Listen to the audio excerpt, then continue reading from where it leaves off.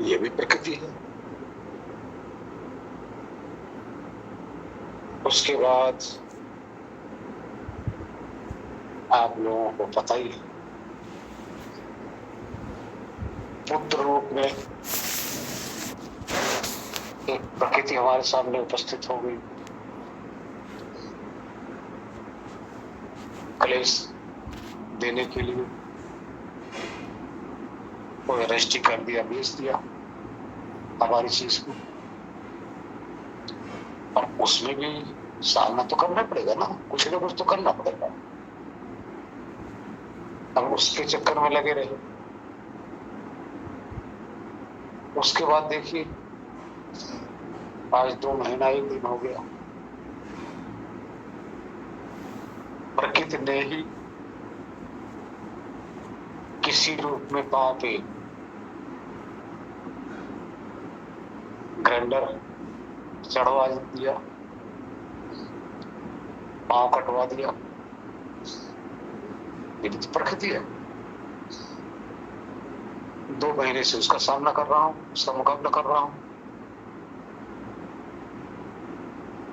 उसके बाद अब देखिए, 5-7 दिन से एक प्रकृति दूसरे रूप में फिर हमारे सामने प्रकट हो गई,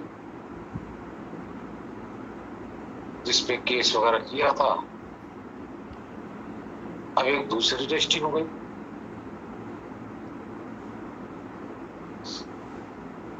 अब इस रूप में उस प्रकृति से छूटने का प्रयत्न कर रहे हैं।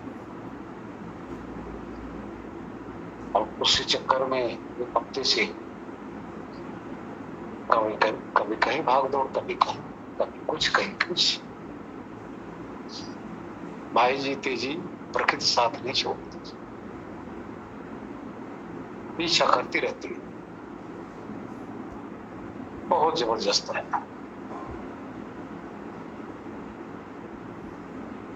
जबकि हमारी तरफ से भी कोई कमी नहीं है कि हम इसको छोड़ने में लगे हुए हैं, लेकिन ये भी जबरदस्त, ये भी पीछा कर रही है। ये भी हमें मुक्त नहीं होने दे रही है। अब इस सब आपके सामने हमारी परिस्थिति है।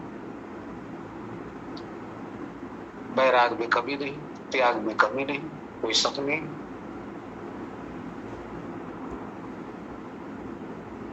लेकिन फिर भी लगी।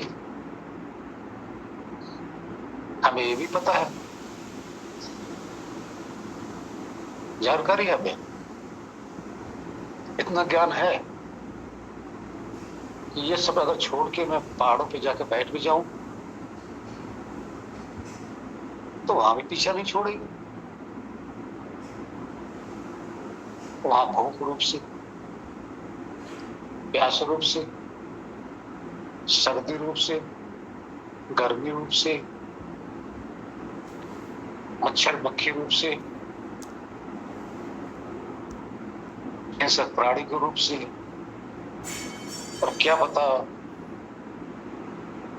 यही जो प्राणी है इंसान, ये भी वहां सताए। तो मृत्यु काल तक मेरे भाइयों ये पीछा छोड़ने वाली है ही नहीं। फिर भी बचने का प्रयत्न करना चाहिए। बस इतना है, इसमें उलझने की कोशिश ना करें हम। जो भी हो रहा है कर्तव्य कर्म समझते हुए अनासक्त भाव से जीना तो पड़ेगा नहीं। देखो हम आपके सामने जी रहे हैं, मरे तो नहीं, मर भी नहीं सकते। क्यों? कि मरना हमारे अधीन नहीं है।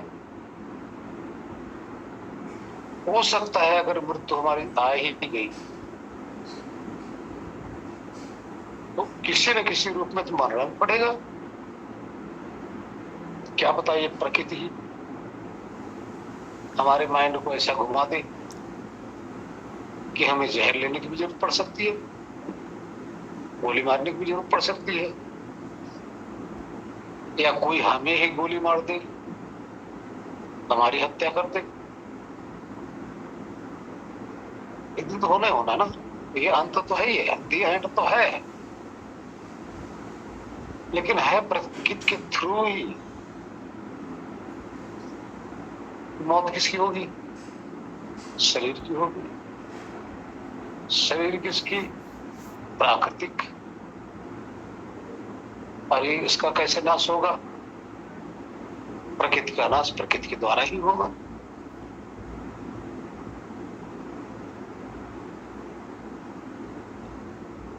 प्रकृति का नाश हो जाएगा तो इस देह से तो हमारा पिंड छूट ही जाएगा। छूटना तो है एक दिन, लेकिन ये है सब कुछ करते हुए भगवान का प्रसाद समझ के ग्रहण किए जा रहे हैं। करना पड़ेगा भाई।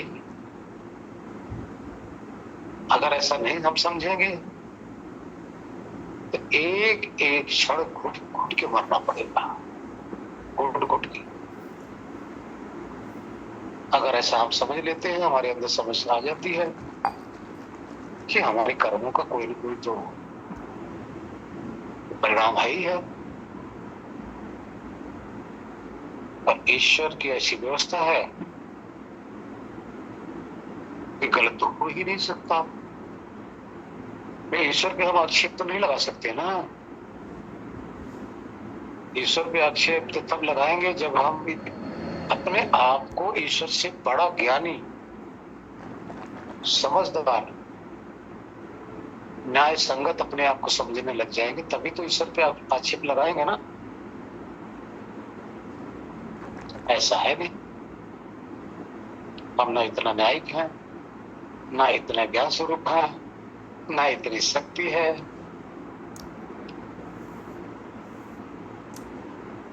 और ना ही हम इससे अलग हो सकते हैं से। फिर भी जितना हो सकता है बचने का प्रयत्न कर, बचने का प्रयत्न। बस सीधा सा एक नियम है, जो कुछ भी होगा, जो कुछ भी मिलेगा, दुख हो या सुख हो,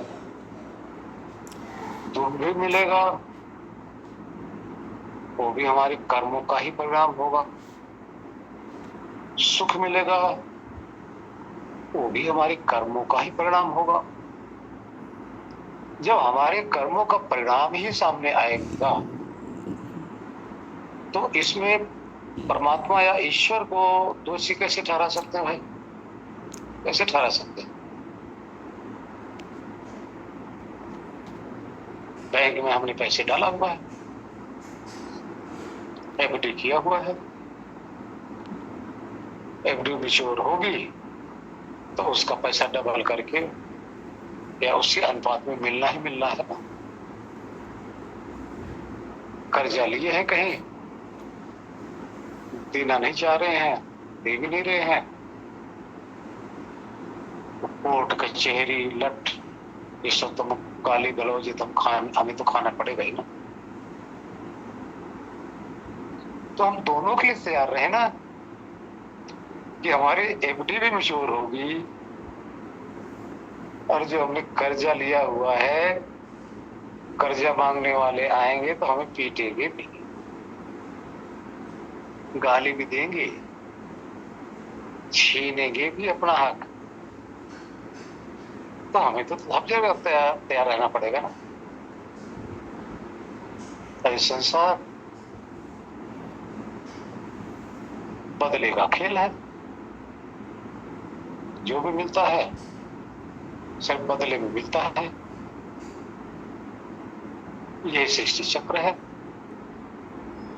जिसको दिए है कहीं न कहीं से उसी बहाने दिया हुआ तो कर्जा बांटा है तो मिलेगा, कर्जा लिया है तो देना पड़ेगा भाई। किसी को पीटा है तो पीटना पड़ेगा, किसी को गाली दिया है तो गाली खाना पड़ेगा, किसी की टांग तोड़ी है तो टांग तोड़वाना ही पड़ेगा। जो कुछ किया है वो तो मिलना ही है। और कर्म एक ऐसी चीज है, एक निराली चीज है। कहीं भी हम छुप के बैठ जाएंगे, वो कर्म हमें अपने आप ही खोज लेता है और इसका नियंता सिर्फ ईश्वर है। तो मेरे भाई मास्टर जी, इस तरह से प्रकृति का सिद्धांत आपके सामने अभी जो इस अल्प बुद्धि में आई उपस्थित कर दिए। अब आपको प्रमाण ढूंढने के लिए कहाँ जाना पड़ेगा भाई? हम दूसरे से कैसे कर सकते हैं? प्रमाण तो सबके पास है ना, सबके पास। आप रास्ते में जा रहे हो, कुत्ता भी अगर काट लिया ना आपको, तो अनायास नहीं काटेगा, ध्यान रखना। अनायास नहीं काटेगा, कुछ न कुछ कारण होगा। इसी तरह से जो कुछ भी हमें लेन देन होता है प्रकृति के थ्रू होता है। देखो जीवन क्या हो, कहां से मिलता है? प्रकृति के थ्रू। शरीर मिले तो जीवन शुरू, और शरीर गई तो जीवन खत्म। कहां से मिला? शरीर प्राकृतिक है। इसी तरह से मेरे भाई, प्रकृति मृत्यु काल तक पीछा नहीं छोड़ती और मृत्यु के बाद भी पीछा नहीं छोड़ती। ध्यान रखो।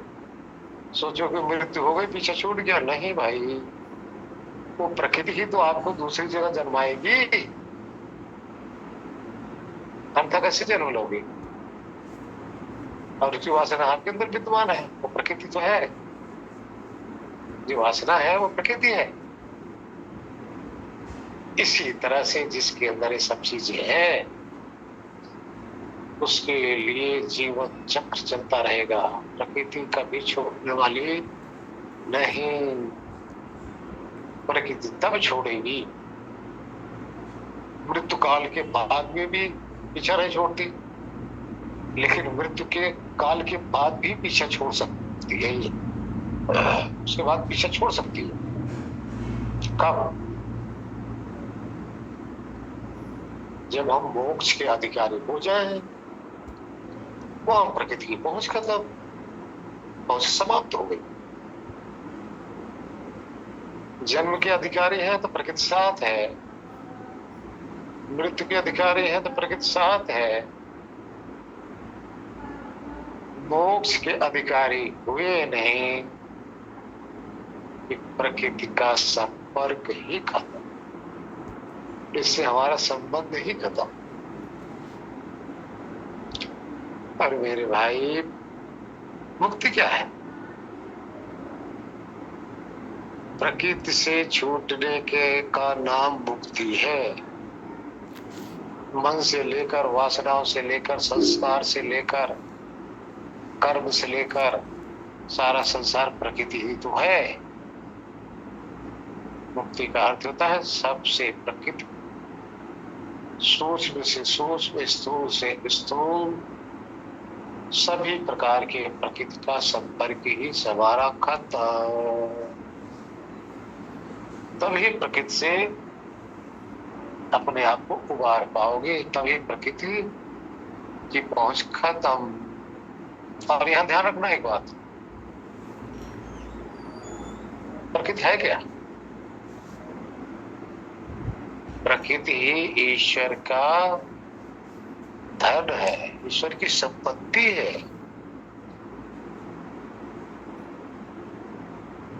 और ईश्वर की संपत्ति को हम भोगते हैं। ईश्वर की संपत्ति से ही हमारा जीवन चलता है। ईश्वर की संपत्ति से ही हमारा गुजारा होगा, और जब तक ईश्वर की संपत्ति को हम मांग रहे हैं, डिमांड कर रहे हैं,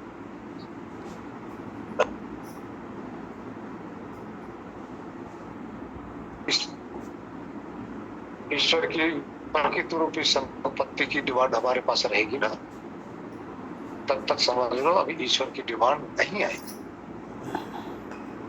अब ईश्वर की डिमांड हमें करनी है, अब ईश्वर की डिमांड मोक्ष तक, और प्रकृति की डिमांड जन्म मृत्यु तक। विचार कर लो, विषय लंबा हो गया, आप लोग थोड़ा सा छेड़ देते हो। देखिए, आप लोग छोटा सा झांझ, मृदंग या ढोल बजाते हो और हमें नचा देते हो। कहां तक, कितना लंबा नचा दिए ना, ये छोटे से शब्द। हरि अंदर ईश्वरी जोड़ता है सर। चमड़ा किसने जोड़ा? वही। और अंदर जितना भी सब कुछ है कौन कर रहा है? डॉक्टर तो उस समय अपना जो समझ में आया कर्म कर दिया, कर्म कर दिया, से लिखे चले गए। उसके बाद कौन काम कर रहा है? कर रहा है ना कोई? बिल्कुल कर रहा है, बिल्कुल कर रहा है। अब यहाँ देखो परमात्मा के, और जंगल में जाकर ढूंढो। 101% करता है, 101%। हाँ जी, सब कोई देखो। अब यहाँ परमात्मा ये काम कर रहा है कि नहीं कर रहा है? सब कोई अनुभव करो, जिसको परमात्मा पे जरा सा भी शक है वो अनुभव करो कि ये कर रहा है परमात्मा के नहीं कर रहा है। अब कहा है परमात्मा कर रहा है। हर क्षण इसमें वो सिलाई कर रहा है, हर क्षण सिलाई कर रहा है, हर क्षण एक एक नस को जोड़ने लग रहा है 2 महीने में।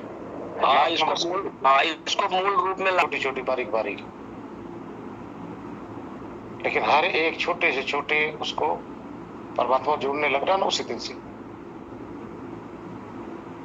अब कहां ढूंढोगे परमात्मा? ये दिखाई नहीं दे रहा है। विचार करो, ये परमात्मा दिखाई नहीं दे रहा है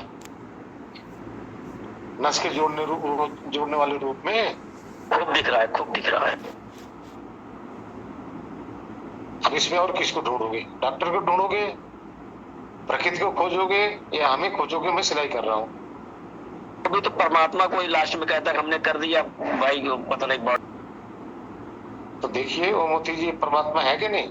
आप बताइए। जी गुरुजी, बिल्कुल आप सही फरमा रहे हैं। और एक बात मेरे दिमाग में अभी भी और आई गुरुजी, कि ये प्रकृति के 3 गुण हैं, तो ये रज और तम तो गुरुजी दुख देने वाले ही हैं, एक केवल सतोगुण ही तो है वो सुख देने वाला है। तो दुख देने वालों की संख्या डबल है ना गुरुजी, तो इसीलिए मनुष्य जीवन में कष्ट अधिक आते हैं, भले ही वो व्यक्ति कितना भी सतोगुणी क्यों ना हो, उसको भी कष्ट तो झेलने पड़ते हैं गुरुजी।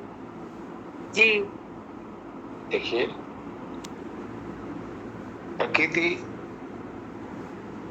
दुख रूप ही है, ध्यान देना, सुख रूप नहीं है। जिसको आप सतोगुणी कह रहे हैं ना, वो सुख रूप नहीं है, ध्यान रखना। यहाँ ज्ञान रूप है। अब यहाँ जिसको आप सुख रूप है, सुख रूप नहीं है, ज्ञान रूप में है। तमोगुण अज्ञान रूप में है, रजोगुण क्रिया रूप में है, सतोगुण ज्ञान रूप में है। लेकिन कहा? मन के अंदर और बाहर भी। ये सतोगुण जो है एक बुद्धि है, जो हमें ज्ञान कराने का साधन है, सुख नहीं है, ध्यान रखना। जो सुख हम मानते हैं ये हमारे मन का ही कार्य है, हमारे मन की मान्यता है, बुद्धि के द्वारा अपनी मान्यता हो गई, ये अनुकूलता देती है। फिर भी इसमें सत्वगुण थोड़ा सा इन्वॉल्व है। गुण का जो परिणाम है ये यथार्थ को दिखाता है, सत्य को। रजगुण का परिणाम क्या है? ये हमें क्रिया के अंदर विचलित करके क्रिया में प्रेरित करता है, कर्म के अंदर प्रेरित करता है। ये रजोगुण का परिणाम है। तमोगुण का परिणाम क्या है? हमें कुकर्मों में प्रेरित करता है, बुरे कर्मों में, निद्रा में प्रेरित करता है, आलस्य में प्रेरित करता है, बुरे व्यसनों में प्रेरित करता है। ये तीनों का परिणाम अलग अलग है। और जो सतोगुण है, ये सत्य की तरफ प्रेरित करता है। सत्य को जानिए, आत्मा को जानिए, परमात्मा को जानिए, सब में अनुभव कीजिए। तिनके तिनके जर्रे जर्रे तेरी ही तो हिब है, सरकार मोहम्मद और अली या खुदा कहा यू तू है, किसी ने कहा था। ये उसकी तरफ प्रेरित करता है। कहा? तिनके तिनके जर्रे जर्रे के अंदर। यही सत्वगुण उस परमात्मा का अनुभव कराता है। यही सत्वगुण बुरे कर्मों से बचाने में सहायक होता है। यही सत्वगुण विषय वासनाओं से हटकर परमात्मा की तरफ ले जाने के लिए प्रेरित करता है। ध्यान रहे, यहां हमारे शब्दों पे जरा गौर कर लेना। ये करता नहीं, ये तीनों गुण करते नहीं, हमें प्रेरित करते हैं, उस्काते हैं, लुभाते हैं, फंसाते हैं। गौर कर लो शब्दों का। किसको? चेतन को, आत्मा को। ये उधर प्रेरित करके, अपनी तरफ आकर्षित करके। कहां से आकर्षित करते हैं? एक सामने बैठा है, एक अंदर बैठा है, दोनों तरफ से है। सामने भी है और अंदर भी है। सामने वाला हो, सामने का अर्थ सारा संसार, प्राणी और पदार्थ। अंदर का अर्थ मन।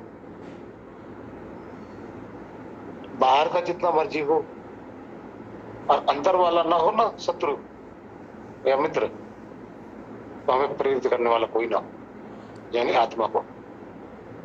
अंदर वाला तो है, अगर बाहर वाला कोई ना हो तब भी हम उधर प्रेरित नहीं हो सकते। तब अंदर ही अंदर आप उसको देख के वहीं मस्त रहेंगे, लेकिन बाहर कर्म करने के लिए हम प्रेरित नहीं होंगे। हमारे अंदर प्रेरणा आती है अंदर से, मन के द्वारा। मन के अंदर जो हमारे विकार समाये पड़े हैं, उसको देखते हैं तो हमारे अंदर प्रेरणा आती है। लेकिन जैसे बाहर दिख जाता वही चीज है ना, फिर झपट पड़ते हैं। याद होगा एक दिन आप लोगों को बताया गया था चूहा और बिल्ली का। यही चीजें हैं। बिल्ली अंदर बैठी है, चूहिया बाहर है। अगर चूहिया न निकले तो बिल्ली तो भक्ति न है, बिल्कुल बिल्कुल सन्यासी न है, बिल्कुल बैरागिन है ना। लेकिन जैसे चूहिया निकली, सारा भक्त बना, सारा बैराग, सारा त्याग समाप्त एक क्षण के अंदर। कंठी टूट जाती है, कंठी टूट जाती है, या तो पतन हो जाता है ना बार। अब देखो ना, एक अंदर बैठा है, एक बाहर बैठा है। मोती जी, आपके प्रश्न को उत्तर दे रहा हूं। जी गुरु जी। अब अंदर देखिए, अब यहाँ तो दो बात बताया। अंदर मान लो प्रकृति मन रूप में है, तीनों गुण मन रूप में है, लेकिन सामने कुछ ना हो तो क्या करोगे? अंदर अंदर सोचते रह जाओगे, कुछ कर्म होगा? नहीं हो सकता। क्यों? कर्म कहाँ होगा? क्योंकि आप जिस शरीर में बैठे हैं, आपके बैठने का स्थान है, यही क्षेत्र है आपके ठहरने का। इस क्षेत्र में बैठे हैं आप। लेकिन दूसरा भी एग्जाम्पल देख लीजिए ना, क्षेत्र में आप बैठे हैं, क्षेत्र में सारे साधन हैं, और कुरुक्षेत्र ना हो तो, कुरुक्षेत्र ना हो तो क्या क्या करोगे? कुरुक्षेत्र का अर्थ कर्म करने का स्थान, यानी बाहर, बाहर कुरुक्षेत्र है, वहां कर्म करते। अंदर इस क्षेत्र है, सारी इंद्रियां और शरीर, और आप यानी आत्मा क्षेत्रज्ञ है, जो अंदर के भी क्षेत्र को जानता है, बाहर कुरुक्षेत्र को भी जानता है। तो आप कुरुक्षेत्र में तभी तो जाएंगे ना। अब देखिए, मैं फिर एग्जांपल दे रहा हूं आपको। हमारी जीवन संगनी थी, मृत्यु काल में 4-5 दिन पहले मन उनका काम करना बंद कर दिया, बुद्धि काम करना बंद कर दी, होते हुए भी बाहर कुरुक्षेत्र में उनसे संबंध खत्म हो गया। अंदर तो क्षेत्र से उन्होंने जुड़ी थी, अंदर मन था,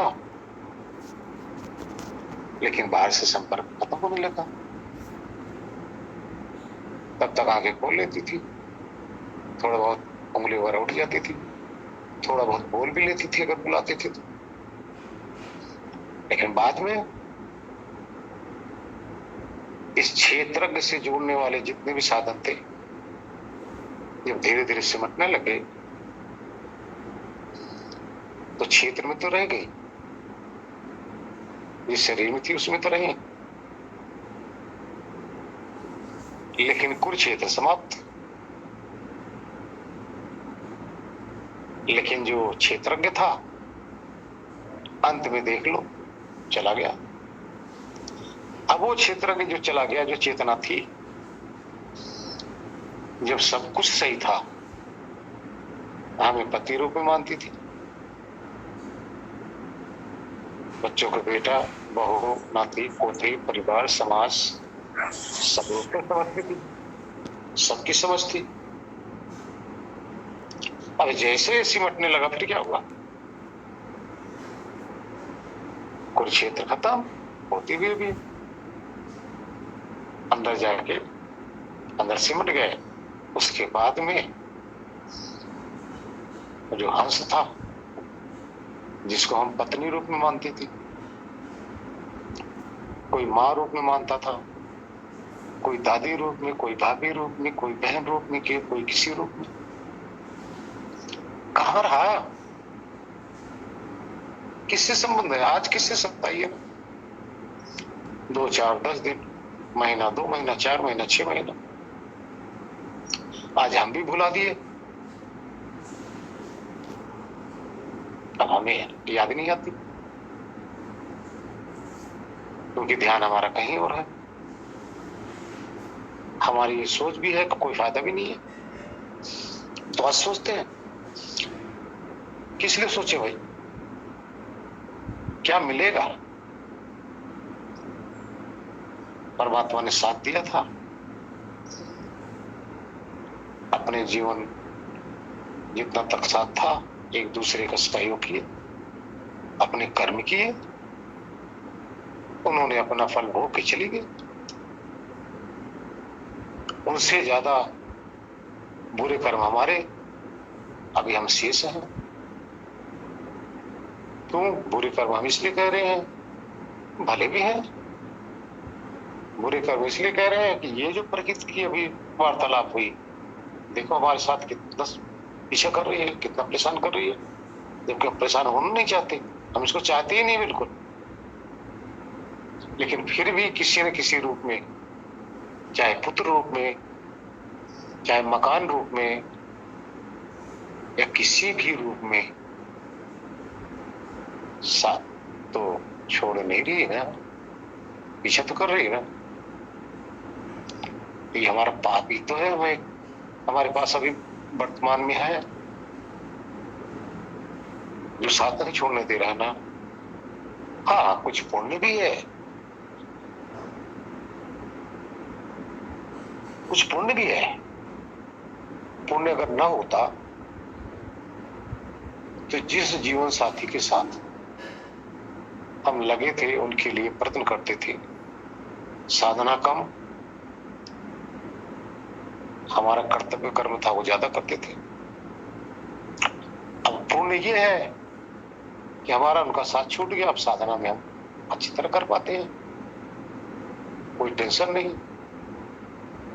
लेकिन नई नई टेंशनें आ रही हैं, नई नई परेशानियां आ रही हैं, इसको भी झेल रहे हैं भाई, अपनी साधना भी कर रहे हैं। सब जगह जाते हुए, कोर्ट कचहरी वकील सबके पास जाते हुए भी यही सोचते हैं, पर परमात्मा खेल करा रहे, खेलते रहो भाई। वकील के पास भी खेलो, रजिस्ट्रार के पास भी खेलो, जज के पास भी जाके हम तो खेल ही रहे हैं। किसी के सामने जाते हैं तो उनको भी समझ रहे हैं, देखो ये भी बेचारे खेल रहे हैं। आज हम गए कहीं, देखिए वहां कम से कम सैकड़ों की तादाद में वकील सब अपने अपने, एक एक फीट की भी जगह नहीं थी, अपने अपने टेबल लिए बैठे कंजेस्टेड एरिया में। अब हम देख रहे हैं सबके पास हमारे जैसे कस्टमर क्लाइंट थे, सब अपने अपने कमाई धंधे के चक्कर में। अब देखो ना विचार, वो वकील लोग अपने कमाई के चक्कर में लगे हुए हैं, और जो हमारे जैसे असहाय थे, लाचार, उनके पास जाकर अपनी समस्या का समाधान खोज रहे हैं, है ना। वहां जाके मुझे अजीब सा लगा, मैं कहा देखो प्रभु की क्या लीला है। जितने वकील लोग बैठे हैं काले कोट वाले, ये अपने बच्चों को पेट पालने के लिए यहाँ बैठे हैं, और कितने दुखियारे आए हुए बेचारे, सब दुखियारे अपने दुख को लेकर यहाँ आए हैं। अब विचार करो, अगर हम दुख लेकर न जाते तो जो काले कोट वाले थे उनके बच्चे कैसे पलते, विचार करो ना। हमारे इस बीच में भी हो सकता है एक दो वकील हो, लेकिन विचार करो कैसे उनके पेट पलते, उनके बच्चे कैसे जीते, उनके बच्चे कैसे पढ़ते। परमात्मा ने कैसे अजीब लीला रची ना, कितनी सुंदर व्यवस्था कर दिया है। इसी तरह से मेरे भाइयों, सबका जीवन चल रहा है, लेकिन जो इसके अंदर परमात्मा की लीला खोज ले, विचलित ना हो, भ्रमित ना हो, सब में परमात्मा की लीला देखने लग जाए तो बड़ी हंसी आती भाई। मैं तो वहां जाकर इतने इतने वकील को, इतने क्लाइंट को देखकर अंदर से हंसी भी आ रही है। उधर परमात्मा कह रहा है, ये प्रभु बड़ा छुपे रुस्तम भाई, कैसा खेल रचाया है, कैसे कैसे जाल बिछा रखा है, और कैसे छुप के खेल रहा है, छुप के, और किसी के सामने नजर भी नहीं आ रहा है। लेकिन मुझे महसूस हो रहा है कि मेरे सामने खड़ा है, सारी लीला दिखा रहा है खुद, कि देख ले भाई, तू भी किसी में खेलने आया आज।